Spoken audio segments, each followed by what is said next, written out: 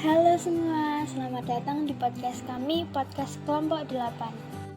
Tema yang akan kita ambil kali ini adalah kesehatan dan kesejahteraan masyarakat. Hello guys, my name Keisha Melinda. I'm from 10 Science 1, I'm number 17. Hi guys, my name Anastasia Nadia. I'm from 10 Social 2, I'm number 5. Hello guys, my name Alexander Kevin. I am from X Science 1. I am number 1. Nah, sekian perkenalan dari kami ya. Guys, kalian bosen gak sih tiap hari harus di rumah? Jelas bosen lah, tapi ini kita lakukan agar kita dapat mencegah penyebaran virus COVID. Ngomong-ngomong tentang mencegah, aku mau kasih tahu nih. Kasih tahu apa, Nat? Kalian tahu nggak sih mencegah itu lebih baik daripada mengobati? Gimana tuh maksudnya? Nah, di kondisi seperti ini kita harus bijak dalam hal apapun. Kita harus bisa menjaga diri kita dari virus COVID-19 agar tidak terkena virus tersebut. Caranya gimana coba? Banyak cara agar kita bisa terhindar dari virus tersebut, yaitu dengan melakukan protokol kesehatan seperti memakai masker, mencuci tangan, dan menjaga jarak dengan orang lain. Tapi kan di Indonesia kasus COVID sudah berkurang. Kenapa aturan di Indonesia masih ketat kayak begini? Angka orang yang terkena COVID saat ini di Indonesia sudah menurun, tetapi kita tetap harus melakukan protokol kesehatan karena takutnya virus masih berkembang dan kemudian angka orang yang terkena COVID meningkat lagi. Makanya, untuk saat seperti ini, kita harus pintar-pintar menjaga diri kita. Wow, you are so smart, Nat. Thanks, Kay. You too. Ngomong-ngomong tentang masa pandemi, kita masih bisa saling bantu gak sih di masa pandemi kayak gini? Soalnya kita kan gak boleh ketemu orang kalau gak dalam keadaan mendesak. Kondisi sekarang semuanya harus online ya. Enak gak sih? Pasti nggak enak lah, soalnya kita nggak bisa berangkat sekolah seperti biasanya. Tapi nggak apa-apa, karena untuk kondisi saat seperti ini, kita harus benar-benar menjaga diri agar tidak terkena virus dan penyakit. Kita bisa bergotong royong menjaga kesehatan kita dan juga menjaga kesehatan sesama dengan mematuhi prokes yang ada, guys. Lagi pula kan kita juga bisa berinteraksi lewat telepon, video call, atau adain Zoom meeting, dan banyak cara lainnya. Tetapi di sisi lain, kita juga udah nerapin syarat-syarat interaksi sosial loh. Apa sih syarat interaksi sosial? Ada 2 syarat utama, yaitu kontak sosial dan komunikasi. Ngomong-ngomong tentang sosial, di saat seperti ini kita masih tetap bisa saling bantu nggak sih guys? Soalnya kan kita dalam masa pandemi. Bisa lah, kita bisa membantu sesama kita yang terkena dampak pandemi dengan memberi bansos. Tentunya jangan lupa sama prokes loh ya. Wah, thanks udah dijelasin ya Nat, Kev. Your explanation looks interesting guys. Guys, ngomong-ngomong di masa pandemi seperti saat ini, pasti banyak orang nganggur kan ya? Iya nih, pasti banyak pengangguran. Kalau banyak pengangguran, pasti rawan korupsi nggak sih guys? Iya juga ya. Terus apa ya upaya yang dilakukan pemerintah untuk mengurangi angka korupsi? Nah, kemarin waktu pelajaran PPKN kan udah dijelasin. Pemerintah bisa mengurangi kasus korupsi di masa seperti ini dengan cara melakukan good governance. Good governance itu apa sih? Good governance adalah suatu penyelenggaraan manajemen pembangunan yang solid dan bertanggung jawab, yang sejalan dengan prinsip demokrasi dan pasar yang efisien. Oh alah, gitu. Terus, apa manfaat dari itu? Manfaatnya adalah anggaran pendapatan pemerintah akan lebih hemat dan efisien karena tidak ada kasus korupsi. Yang kedua adalah meningkatkan partisipasi masyarakat untuk ikut serta mengambil kebijakan publik.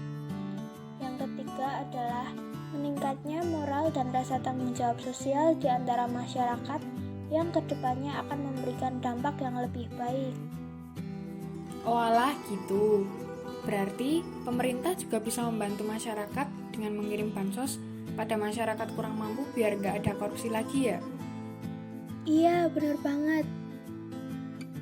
Guys, kemarin aku beli alat medis buat persiapan jalan-jalan di daerah kota Solo.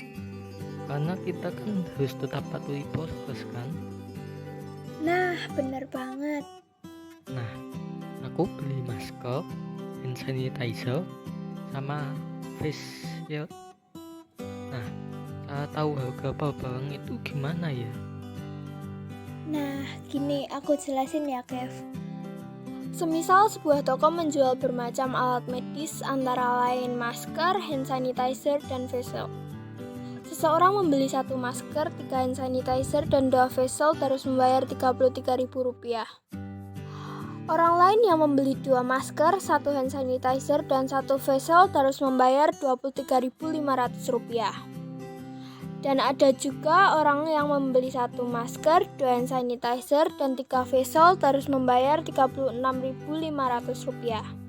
Berapakah harga per masker, per hand sanitizer, dan harga face shield? Misalkan harga per masker sama dengan X, harga per hand sanitizer sama dengan Y, dan harga face shield sama dengan Z. Maka langkah yang pertama yaitu eliminasi variabel X pada persamaan 2 dan 3. Maka akan menemukan hasil Y sama dengan Z min 3.500. Kemudian langkah yang kedua, substitusikan Y sama dengan Z min 3.500 ke persamaan 5Y plus 3Z sama dengan 42.500. Maka akan menemukan harga face shield yaitu 7.500. Nah, langkah selanjutnya, substitusikan nilai Z sama dengan 7.500 ke persamaan Y sama dengan Z min 3.500 sehingga diperoleh harga hand sanitizer sama dengan 4.000. Nah, langkah terakhir nih, substitusikan nilai Y sama dengan 4.000 dan nilai Z sama dengan 7.500 ke persamaan X plus 3Y plus 2Z sama dengan 33.000. Sehingga diperoleh harga masker sama dengan 6.000. Nah, dengan demikian, harga 1 masker adalah Rp6.000, harga 1 hand sanitizer sama dengan Rp4.000, dan harga 1 face shield adalah Rp7.500. Wah, thanks ya Kay. Aku sekarang paham gimana cara cari tahu harga per barang. Ngomong tentang jalan-jalan di Solo, kemarin aku muter-muter Solo. Nggak sengaja ketemu sama toko oleh-oleh khas Solo. Terus, di sana kamu lihat apa aja, Nat? Ternyata di kota kita banyak banget kerajinan dan kreativitas ya. Contohnya apa, Nat? Salah satu contohnya adalah batik. Batik adalah salah satu contoh dari kerajinan budaya dari Solo. Banyak banget motifnya dan harganya juga macam-macam. Karena harga tersebut disesuaikan dengan kualitas dan ukiran batiknya. Berarti di sana cuma jualan kain ya, Nat? Selain batik dibuat untuk kain, batik bisa dijadikan untuk motif semua benda loh. Misalnya kalian ada baju putih. Nah, kita bisa berkreasi menggambar batik agar baju tersebut tidak polosan aja. Bisa juga kalau kalian punya sarung bantal atau sarung guling yang polos atau pengen ada gambarnya, bisa digambar dengan motif batik seperti keris atau gambar wayang. Motif batik bisa kalian pakai di mana aja kok. Wah, kreatif banget sih. Gimana kalau besok kita main ke sana bareng-bareng? Wah, ide bagus tuh. Guys, kemarin aku juga habis jalan-jalan loh. Kemarin aku nemu makanan yang berasal dari negara kita itu loh. Makanan apa tuh? Namanya apa? Namanya bem. Bem ada yang berasal dari Madiun dan ada juga loh yang berasal dari Bali. Wah, brem itu apa sih? Kok kayaknya enak banget ya? Bem itu makanan yang berasal dari sari ketan yang dimasak dan dikeringkan. Bem adalah hasil dari fermentasi ketan hitam yang diambil mengetahuinya saja yang kemudian diendapkan dalam waktu sekitar sehari semalam. Wah, lumayan lama ya buatnya. Kamu udah pernah makan brem, Kev? Udahlah, yang paling aku suka dari brem itu ketika aku makan rasanya tuh semeriwing di mulut.